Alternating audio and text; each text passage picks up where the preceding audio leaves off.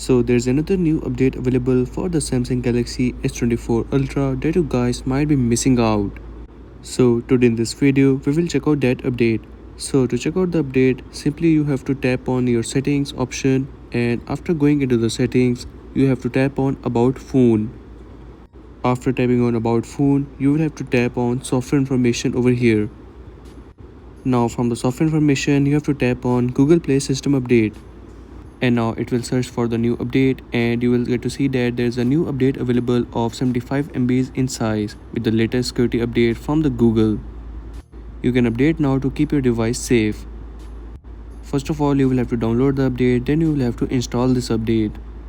Also, if you haven't already, so you can install the June security patch update for the Galaxy S24 Ultra as well. From the software update, from the settings.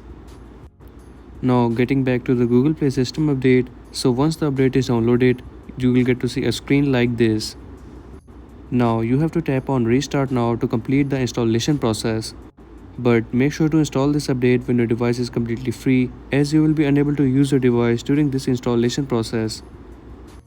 Once the update is downloaded, your device will automatically restart, and now you will get to see that it is on the latest version. Latest version of the June 1st, 2025.